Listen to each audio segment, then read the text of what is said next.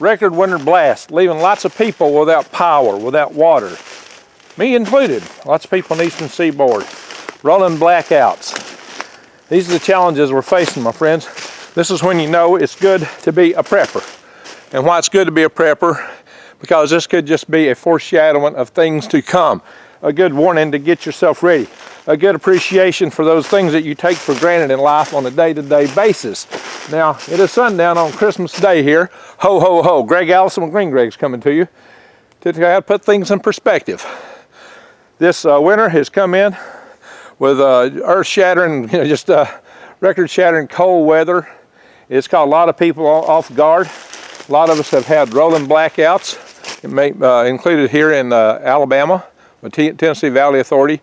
We've had, and if you require power to keep some of your systems warm, like and my microgreen starter and stuff like that, that can be a challenge. Also, it can be a challenge for seniors if you got CPAP machines and things like that. A lot of us are getting in that senior category. Most of my followers are 50 and above, 55 and above actually. So it's a wake-up call.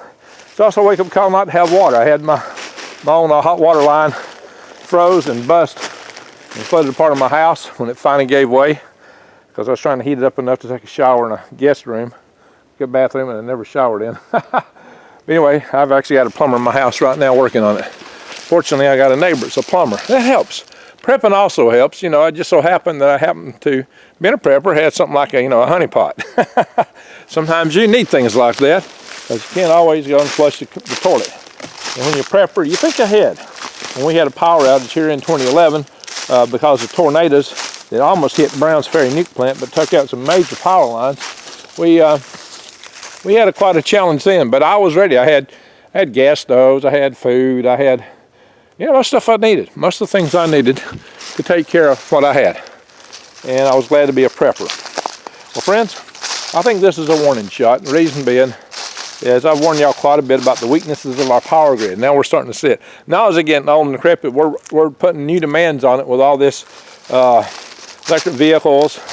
Not so much that our population's growing, it is some, but it's mainly the electric vehicles and other things that we're putting loads on our power grid with. It makes it tough.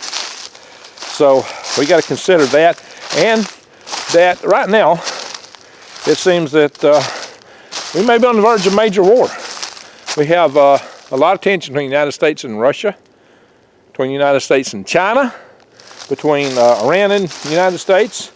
A lot of people that aren't taken too favorable to us, and they all know that our power grid is our Achilles heel. It's our main weakness. It's one way to take the United States down, to take us out, and it's too easy to do, as has been illustrated by a few tiny attempts to do some damage to power substations.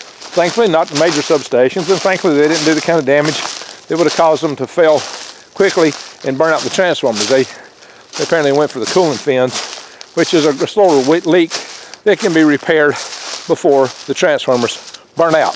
That's why you can say, oh, okay, they hit the fire station, nothing happened. Well, that's why.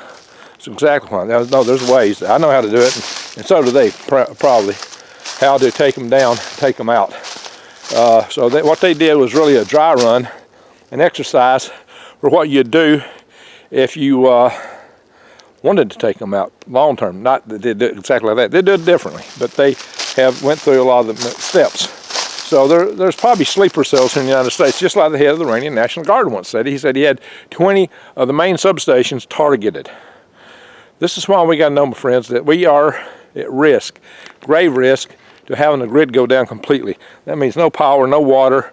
And so these little inconveniences that some of you are experiencing now could be an object lesson for what you need to know. And if you've been lucky to have missed that, pay attention. Watch your friends and neighbors and the people across the country that's dealt with this, and think about it. Take it seriously. I've been talking about this for a long time.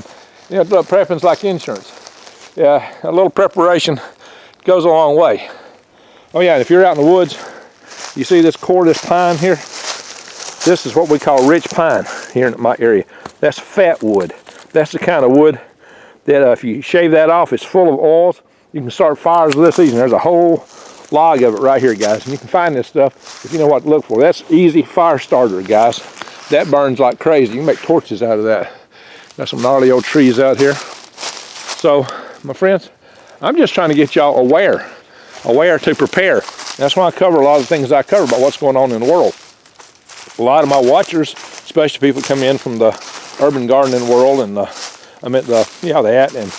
from the organic gardening, people interested in worms, they don't always want to hear that kind of stuff, because to them it's all political. Now sometimes I delve into that, but you know, in and of itself, prepping is not political. Prepping is just getting ready for bad times. It's survival. Pardon me, guys, I'm pointing the camera at me. I'm here looking around. So it's all part of it. And also, just sometimes you need to get your perspective. It's good to get out in nature to kind of get away from the tensions of our day-to-day life. Look at these ferns out here, guys. Wonder how they're like in this cold weather. But they'll survive. There'll be ferns here one way or another. We got a critter den over here we can check out. You gotta stop and smell the roses along the way. This is one way to decompress. Just spend a little time in nature. Yeah, I would say this is an active critter den. Something's going in and out of there right now. That's fresh. That's fresh. Could be a skunk. Better be careful. It could be something want to take a bite out of me. You know, my friends. So you got to be very, very mindful of what might come. And that's what I've tried to prepare y'all for. And if the power grid goes down, I don't know, a lot of you guys go say, oh, well, I'm set up. I got all my, you know, I'm out here off the grid. I'm out here in the country. I'm good. Grow a garden. That's what you need. But bear in mind, the cities are going to be like a fire ant hill that somebody kicked, or a hornet nest that somebody hit with a baseball bat. The bees and the fire ants, whatever they are, they're going to come pouring out at some point and scouring the countryside. So that's what you got to watch out for, my friends. Who says a moss grows on the north side of the tree? That actually is the west side. It all depends. See, moss is going all the way around. North is this side. It's got the least. Some things hold true for certain species of moss in certain areas, but if you're using that as your compass, this tree would make you a very confusing compass. You better learn other techniques of land navigation. In some areas that works to some degree. Anyway, so maybe I need to do bushcrafting videos. That might be a lot of fun. One of these days I'm going to do that. I just, once again, reflection of this cold weather. Look, this winter has just started. We might be lucky. The luck would be that this would be the only cold snap we get. Typically in years when I've seen cold snaps like this, we've usually had about 3 of them. We're in the 3rd day of it being below freezing here. No temperatures above freezing in North Alabama for 3 solid days. Because I'm close to Tennessee where I'm at here. I'm only 8 miles south of Tennessee. But that's what I normally see. Once we get one of these, we usually get a couple more. Maybe more this year. This came in really early, really early and really strong. We might get even colder snaps this winter. Now I've seen a year where the fall-winter season, the coldest day in the fall-winter season occurred in November. I thought we was going to have a bad winter then because it hit us in November. So maybe this will be like that year. Maybe this will be the only one we get like that. But don't count on it, my friends. Don't count on it for a minute. Now see, sometimes critters take advantage of fallen trees, just like preppers do. Fallen trees often make good places, well, not when they're that low, but to build your camp survival shelters off of. And some people build them next to root balls. Well, some critter found that little vacancy and went under there and is taking advantage of that. Now, it don't look as fresh as the other one, but it don't mean it is not. It just hadn't been dug out of so much recently. So, my friends, these are all things to be aware of, things to watch for. Just get ready. You know, if you're not totally winter ready now, get there fast. And go ahead and start buying your seeds. If you can get worm castings in there, get them now. It's a good time to put them on the ground to let them seep in and condition the ground with the nutrients and beneficial bacteria. But if not, it will have a beneficial effect to put them on the ground right now. Of course, I'll plant with them myself, so I do both. But you know, guys, get ready. Be ready to grow your own stuff. You're gonna need to garden as much as possible. And the history of most gardens aren't always the big targets. They want canned food, stuff that's ready to eat, at least at first pass. And if you mix your garden up, do a little guerrilla gardening, plant your food around some, you can do a lot of things in a bad situation. Me right now, I've been mostly growing stuff that nobody would want to eat. Garlic, turmeric, but you still got to grow some vegetables and have the seeds ready. Have the seeds ready. After the first year, most of the riffraff will starve to death, or they'll be gone otherwise. They won't last probably more than a year. Eventually, I expect communities will rise up and reassert control of their communities. Unless the gangs take over, warlords, that's another model. In the United States, it's been the case that communities would usually rise up and take care of lawlessness. But it's not always the case. In other countries, it's usually warlords. We could evolve into a warlord system here. It's entirely possible. It's up to the people, up to the communities.